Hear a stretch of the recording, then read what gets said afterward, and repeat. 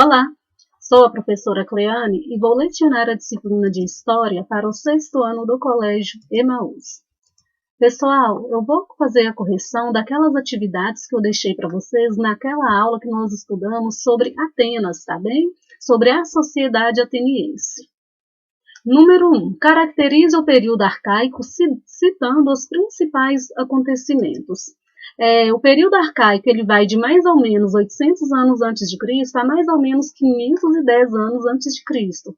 Esse período arcaico, gente, ele vai ficar marcado, né, vai ficar caracterizado pelo crescimento populacional, pelo crescimento da população dos gênios, né? A partir desse crescimento populacional, vai haver a disputa pelas terras férteis. Geralmente, o pater, que é o líder dessa comunidade, e seus familiares, eles vão se apossar desses terrenos férteis. E esses proprietários, né, eles vão fundar nos centros urbanos edifícios públicos e templos religiosos. Esses centros, eles vão se chamar polis. Geralmente, gente, essas polis, geralmente não, essas polis são cidades consideradas cidades-estados independentes, né, autônomas, cada polis com sua administração, com sua forma de governo. As polis, gente, elas vão possuir também uma acrópole, que quer dizer uma cidade alta, né, construída em um local elevado para se defender dos ataques. Esse período também ele vai ficar marcado pela dominação da aristocracia. A aristocracia é aqueles que se consideram os melhores, né? Eles se julgam os melhores, então eles vão exercer o poder neste período. É neste período também que vai haver a segunda diáspora grega. Por quê? Quando os pater e seus familiares exercem o controle sobre as terras férteis, grande parte da população vai ficar sem ter onde produzir. Então, essa população vai migrar para regiões do norte da África, né? Para o sul da Península Itálica, por exemplo, para a costa da Ásia Menor, e essa população, os gregos, vão fundar diversas colônias onde vão se estabelecer. Esse movimento, né, esse fluxo migratório vai ficar conhecido como segunda diáspora grega. 2. Como era organizada a sociedade ateniense? A sociedade ateniense, gente, ela vai ser organizada em eupátridas. Quem são os eupátridas? Os eupátridas eram os governantes, né? Eram aqueles que pertenciam à aristocracia. Eles dedicavam-se aos debates políticos para garantir, né, seus interesses e seus privilégios. Os comerciantes eles vão se enriquecer pelo comércio marítimo comercial. Eles vão adquirir muito prestígio social. Os camponeses eles vão habitar a região montanhosa da península e os camponeses vão ser a camada menos favorecida da população. Os metecos são aquelas pessoas vindas de outros locais. Eles eram atraídos, né, pelo desenvolvimento econômico da região e pela cultura da região também. E também os escravos. Os escravos eram prisioneiros de guerra ou filhos de escravos. Os escravos eles não tinham nenhum direito de participação na vida política.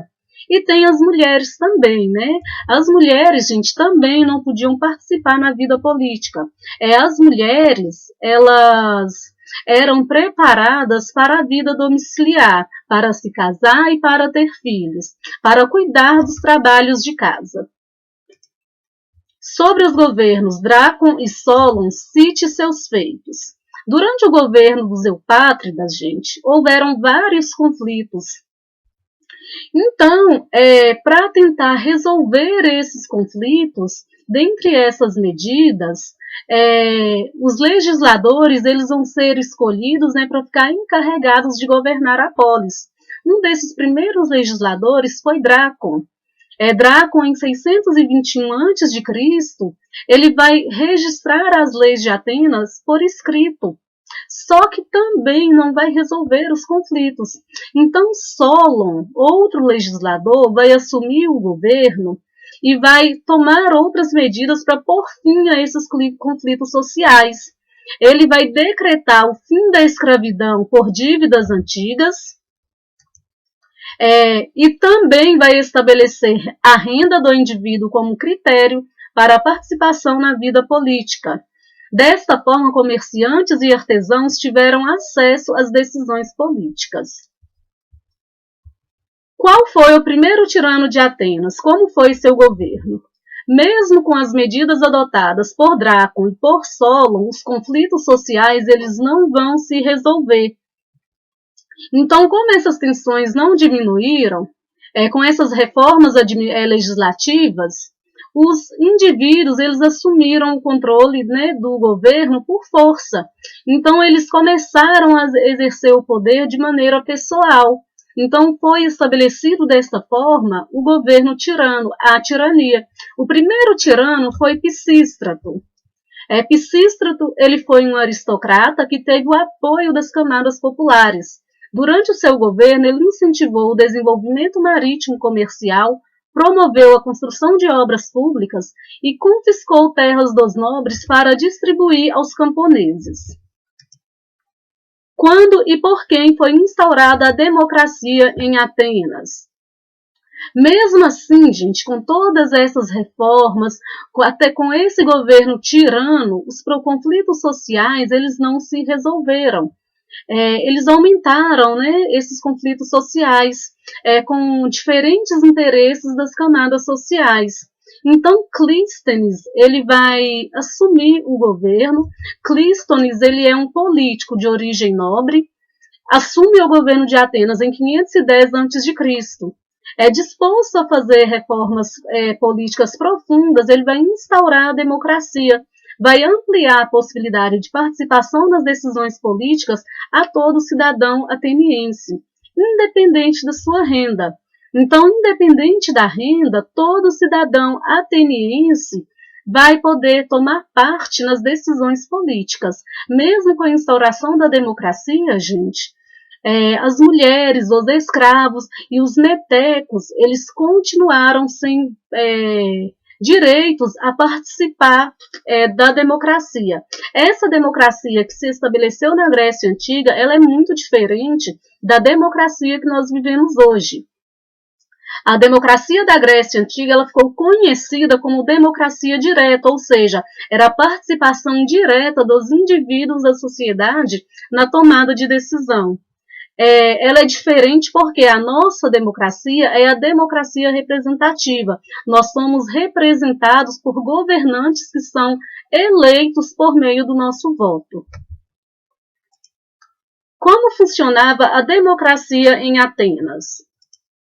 A democracia ela era mantida por 3 órgãos políticos. O bulé, que era formada, né, por 500 membros encarregados de elaborar as leis. A eclésia, que era a assembleia política, em qual todos os cidadãos com mais de 18 anos, eles podiam participar, eles podiam aprovar ou não os projetos encaminhados pela bulé. E eles elegiam também os estrategos, né? Os estrategos são aquelas pessoas que eram responsáveis pela execução das leis.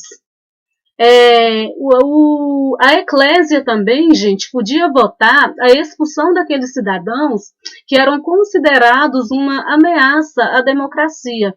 E a Elia era o tribunal de justiça. A Elia era quem julgava os conflitos e os crimes. Finalizamos a nossa correção, pessoal. Nós vamos continuar com o conteúdo a partir do livro de vocês. Vamos estudar sobre a polis de Esparta. Nós vimos que a polis de Atenas foi uma cidade-estado que teve grande destaque, né? Que se desenvolveu bastante em função do comércio marítimo. Nós vimos que Atenas também foi fundada pelos jônios. A polis de Esparta, gente, a cidade-estado de Esparta, ela foi fundada pelos dórios no século IX a.C. Nesta região vai se estabelecer um centro urbano e administrativo. A polis de Esparta ela vai ficar conhecida, né, pelo seu poderio militar. Os espartanos ficaram conhecidos por seu preparo militar. Os meninos, desde cedo, eles eram preparados, né, para a guerra, para lutar na guerra. Desde os 7 anos de idade, os meninos eles saíam de casa e iam para acampamentos para serem treinados.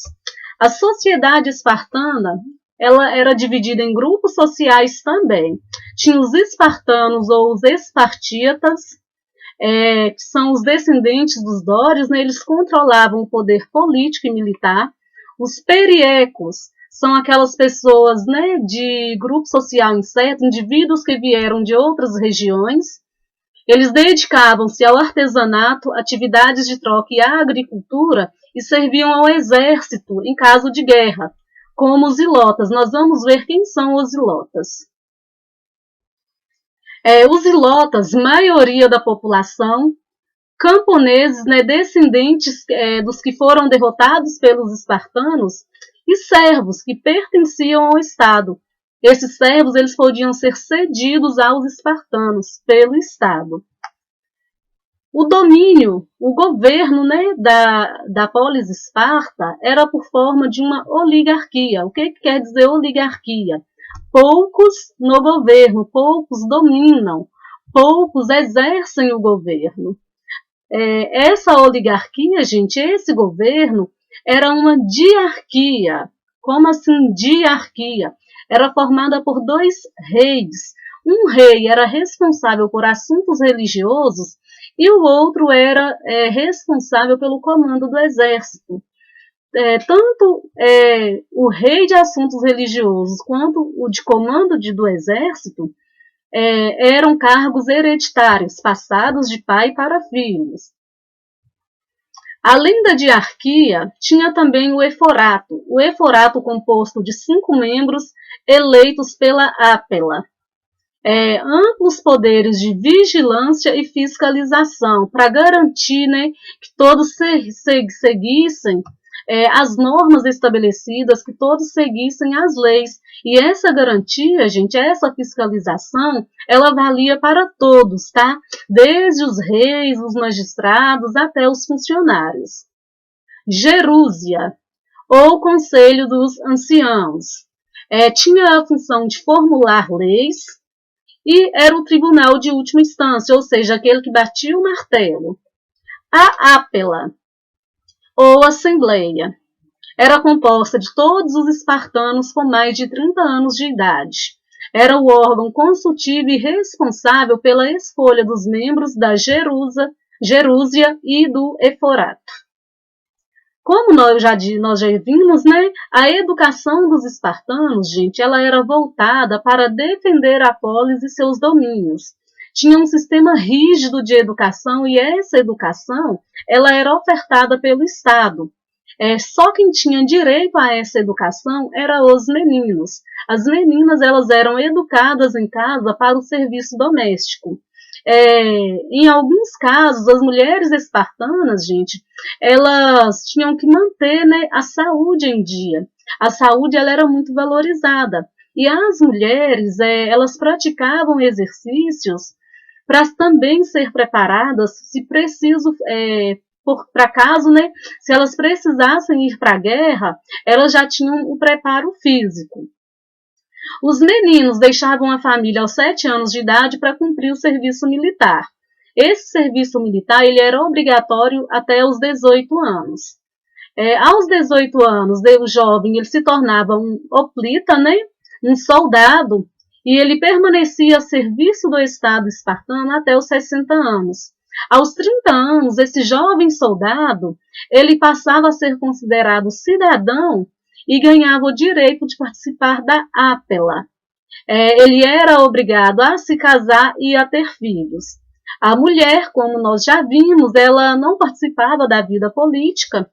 Ela era criada, né, educada para servir ao Estado, para se casar e gerar filhos. Bom, finalizamos então sobre Atenas e Esparta. Tem algumas atividades para vocês fazerem, tá bem, gente? Essas atividades estão no livro de história, é a página 137. Façam essa atividade com muita atenção.